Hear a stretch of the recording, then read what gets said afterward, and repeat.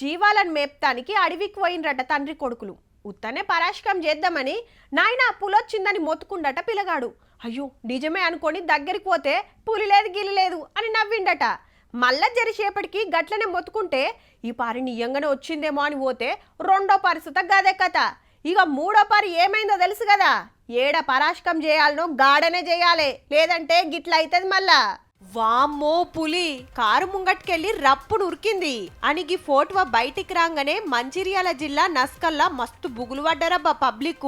WhatsApp లా Facebook లా గిరికలు కొడితే ఎంబటే police forest వాళ్ళు వచ్చి మొత్తం పునుకులాడిండ్రు. దొరకబట్టేతానికి బోన్లు పెట్టిరట, డ్రోన్ కెమెరాలు పెట్టిరట.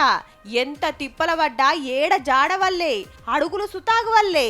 అరే ఇదేందని ఫోటోను పరీక్ష బట్టి చూస్తే గప్పుడు బయటపడ్డది భాగోతం. అది యాక్చువల్ గా నైట్ అంతా ఇక్కడ ఉండి వెతికినాం కానీ ఎటువంటి ఆనవాళ్ళు కనిపించలేదు.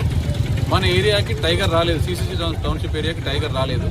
అది ఏఐలో క్రియేట్ చేసిన ఫోటో కాదన్నట్టు ఒరిజినల్ పులి కాదు, ఏఐ పులి. పండ్లేని ఓ పనిమంతుడు టెక్నాలజీ తోటి తయారు చేసి వాట్సాప్ లకు ఇడిస్తే అందరూ నియంగానే పులి అనుకొని అదురుకున్నారు. ఈ ఏరియాలో మొన్న పులి తిరిగింది కాబట్టే దీన్ని కూడా నమ్మిండ్రు. ఉత్తుతి పులితోటి పబ్లిక్ ను పరిశాన్ చేసినోడిని అరెస్ట్ చేసిర్రిగా. చూస్తుర్రు కదా, నవ్వులకు పోతే నువ్వులైతే సుమా. కానీ జర పరీక్ష బట్టి చూస్తే ఉత్తగానే తెలిసిపోతుంది ఇది ఏఐ బొమ్మ అని.